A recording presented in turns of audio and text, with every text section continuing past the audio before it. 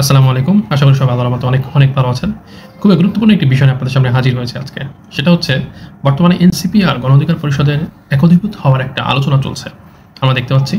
সেখানে কিছুক্ষণ আগে আমি রাশিদ খানের একটা গণ অধিকার পরিষদের যিনি সাধারণ সম্পাদক তার একটা বক্তব্য শুনলাম। তার বক্তব্য দ্বারা বোঝা গেল এনসিপি আর গণ অধিকার পরিষদ মিক্সিং হওয়া, মার্চ হওয়ার প্রায় 50% কাজ হয়ে গেছে। আলোচনা বলেন, বৈঠক বলেন, সবকিছু নিয়ে আলোচনা হয়ে গেছে। যদিও পদপদবি এখনো কোথায় কি ভাগ হবে এটা নিয়ে এখনো আলোচনা হয় নাই। এখন প্রশ্ন হচ্ছে নূরের কি অবস্থা? গণ অধিকার পরিষদের সভাপতি ছাড়া এই সিদ্ধান্তগুলা রাশেদ খান একা কিভাবে নিচ্ছে? নূরের এখন অস্তিত্ব বিলীনের পথে আমার কাছে যেটা মনে হয়। বিলীন বলতে আমি কিন্তু ওই বিলীনের কথা বলি নাই যে রাজনীতির মাঠ থেকে সে হারিয়ে যাচ্ছে। আমি বলেছি নূরের শারীরিক অবস্থা হয়তো এমন পর্যায়ে চলে গেছে, হয়তো তার আর সুস্থভাবে রাজনীতির মাঠে ফিরে আসা হবে না। ঠিক আছে? কিছুদিন আগে ডাক্তারদের যে সাক্ষাৎকারটা আপনারা দেখেছিলেন, সেখানে কিন্তু ডাক্তাররা বলেছিল, যদি আল্লাহ না করুক কোনো রকম কোনো আশঙ্কাজনক কিছু ঘটে যায়, তাহলে নূর ফিরে আর নাও আসতে পারে আমাদের মাঝে। আর যদি ফিরে আসেও হয়তো বড় ধরনের শারীরিক প্রবলেম নিয়েই তাকে থাকতে হবে। দুঃখের বিষয়, সেই নূরকে যারা আঘাত করেছে সে প্রশাসনের বাহিনীর কারো এখন পর্যন্ত বিচারের কোনো কিছুই আমরা এখনো দেখতে পারিনি। শুধু তাই নয়, কোনো রাজনৈতিক দলের বড় কোনো পদক্ষেপ এখনো আমরা দেখতে পারিনি। ঠিক আছে? অথচ নূর কিন্তু জুলাই গণঅভ্যুত্থানের প্রথম সারির একজন যোদ্ধা ছিলেন। ঠিক আছে? যদিও তার নাই বিভিন্ন ধরনের অভিযোগ রয়েছে। একটা দলের প্রধান হতে গেলে আসলে এরকম অভিযোগ থাকবেই। কিছু সত্য, কিছু মিথ্যা, এরকম মিক্সন নিয়েই কিন্তু একটা দলের প্রধান হতে হয়। বা রাজনীতিতে যারা আসে সবাই মানে ভালো হয় না, আবার সবাই খারাপ হয় না।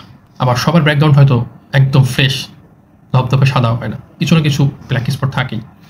তো আমার মনে হয় নূরের রাজনীতিতে ওইরকমভাবে ফিরে আসা হবে না, যার কারণে গণ অধিকার পরিষদ এখন চাচ্ছে এনসিপি চাচ্ছে গণ অধিকার পরিষদকে সাথে নিয়ে একটা বড় নতুন দল তৈরি করতে। ঠিক আছে? এখন গণ অধিকার পরিষদ একটা নিবন্ধিত দল, এনসিপি অনিবন্ধিত। এখন কে কোন দিকে যায়?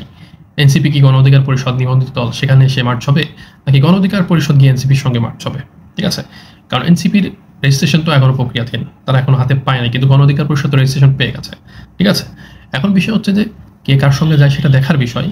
কিন্তু প্রশ্ন হচ্ছে গণ অধিকার পরিষদ আর এনসিপির নেতৃবৃন্দদের কিছুদিন আগেও যে পরিমাণ কথা কাটাকাটি, কাদা ছোড়াছড়ি হয়েছে, তারা কি একসঙ্গে হতে পারবে? নাকি আবার একসঙ্গে হওয়ার আগেই সে পদপদবি নিয়ে আবার ফাটাফাটি শুরু হবে? ঠিক আছে? এনসিপিও খুব একটা বড় দল না, যদিও বাংলাদেশে তারা চাইলেই তাদের যদি নীতি ঠিক রাখতো তাহলে বাংলাদেশের সব থেকে বড় দল এখন বিএনপি, তারপরে তারা অবস্থান নিতে পারত। ঠিক আছে?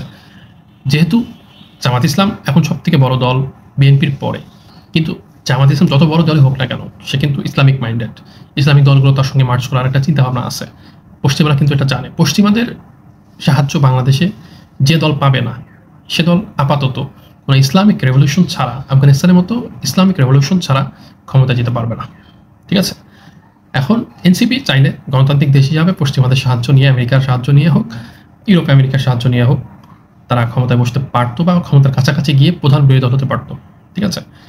কিন্তু এনসিপি নীতি ঠিক না থাকার কারণে, গণ অধিকার পরিষদেরও কিছু নীতি নির্ধারকদের সমস্যা থাকার কারণে তারা কিন্তু বড় কোনো দল বা জনপ্রিয় কোনো দল হয়ে উঠতে পারছে না। ঠিক আছে? আর এনসিপির সঙ্গে জুলাই যোদ্ধারা নাই, হয়তো 5% থেকে 7%, 10% হবে না। ঠিক আছে? ওই সামনের সারির কিছু জুলাই যোদ্ধা রয়েছে, তাছাড়া যেগুলো আছে সব কিছুই আওয়ামী লীগ জাসদ দিয়ে ভরপুর। ঠিক আছে? প্রত্যেকটা জেলাতেই এটাই হচ্ছে, আওয়ামী লীগ জাসদ তাদেরকে পুনর্বাসন করা হচ্ছে এনসিপির মধ্যে। যদিও এটা করার দ্বারা এনসিপি আরও শক্তিশালী হবে না, একেবারেই ভেঙে পড়বে। কারণ হচ্ছে আওয়ামী লীগ ফিরবে, আর আওয়ামী লীগ যখন ফিরবে তখন এরা এনসিপির সঙ্গে থাকবে? বলেন, এনসিপির সঙ্গে থাকবে না। আওয়ামী লীগ যদি ফিরে এনসিপির সঙ্গে থাকবে না, তখন এনসিপির আসল শক্তি কারা হবে? এনসিপি কি দলে আর কোনো সমর্থক থাকবে? থাকবে না। এই জন্য এনসিপি কখনোই চাবে না যে আওয়ামী লীগ ফিরুক, তার কারণ তাদের অনেক ভোটার বা সমর্থক এবং তাদের চুলের নিচে রয়েছে। এনসিপি আর গণ অধিকার পরিষদ এক হয়ে তারা কি বড় একটা বিরোধী দল হতে পারবে? আপনার কি মনে হয়? সাধারণ জনগণের কি মনে হয়? আমার কাছে তো মনে হয় না খুব বেশি একটা ইফেক্ট অন্য কোনো বড় দলের উপর করতে পারবে। কেন? কারণ এদের কোনো মুরব্বী নাই, তাদের কোনো আদর্শিক নেতা নাই যে আদর্শ মেনে তারা নেতৃত্ব দিবে। ইসলামিকদের যেমন ইসলামিক একটা আদর্শ রয়েছে, বিএনপির জিয়াউর রহমানের আদর্শ রয়েছে, আওয়ামী লীগের শেখ মুজিবুরের আদর্শ ছিল, কিন্তু এনসিপি বা গণ অধিকার পরিষদের এদের আদর্শ কি? জুলাই গণঅভ্যুত্থান। এনসিপির জন্য জুলাই গণঅভ্যুত্থান, আর আপনার গণ অধিকার পরিষদের জন্য কোটা আন্দোলন, 18 কোটা আন্দোলন। কিন্তু দুঃখের বিষয় হচ্ছে 18 কোটা আন্দোলনের যারা নেতৃত্ব দিয়েছিল তাদের মধ্যে গুটি কয়েকজন গণ অধিকার পরিষদের সঙ্গে আছে, আবার যারা হচ্ছে পেছন থেকে সাহায্য করেছে, হেল্প করেছে, জনশক্তি দিয়েছে, তারাও গণ অধিকার পরিষদের সাথে নাই। ওই সামান্য কিছু লোক নিয়ে সারা বাংলাদেশে তারা মিটিং মিছিল করে, যেখানে যা মিটিং মিছিল করা দরকার সব জায়গা থেকে লোক নিয়ে এসে তারপরে তারা সেটা করে। এনসিপির অবস্থাও তাই। এনসিপি জুলাই গণঅভ্যুত্থানের পরে তাদের যে যোদ্ধাগুলো ছিল সেই যোদ্ধাগুলোকে তারা হারিয়েছে তাদের নীতি থেকে তারা সরে যাওয়ার কারণে। ঠিক আছে, এই আওয়ামী লীগকে পুনর্বাসন করা, আওয়ামী লীগের দোষর যারা ছিল তাদেরকে পুনর্বাসন করা, দুর্নীতির সঙ্গে জড়িয়ে যাওয়া, তাদের কাজের ভিতরে কোনো স্বচ্ছতা না থাকা, তাদের বক্তব্যের ভিতরে স্বচ্ছতা না থাকা, তাদের আয় ব্যয়ের ভিতরে স্বচ্ছতা না থাকার কারণে জুলাই যোদ্ধারা তাদের কাছ থেকে সরে গেছে, যার কারণে আপনার এনসিপি কোনো বড় একটা দল হয়ে উঠতে পারছে না। কারণ এনসিপির মূল শক্তি ছিল জুলাই যোদ্ধারা, তারাই যদি তাদের সাথে না থাকে, ফাউন্ডেশন যদি তাদের সঙ্গে না থাকে, তো এই উপরে ফাউন্ডেশন ছাড়া চলে যদি কেউ বেড়াইতে চায় সে দল কি টিকবে? টিকবে না।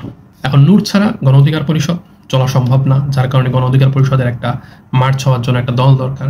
এনসিপিরও যেহেতু নিজস্ব লোকজন নাই, তারাও চাইবে একটা বিপদে পড়ে থাকা দলকে সঙ্গে নিয়ে তাদের কিছু জনস্রোত বাড়ানোর জন্য। ঠিক আছে, তো দেখা যাক ভবিষ্যতে কি হয়। এই এনসিপি আর গণ অধিকার পরিষদ মিলে বাংলাদেশের রাজনীতিতে কি পরিবর্তন নিয়ে আসতে পারে দেখা যাক, আমরা দেখতে থাকি।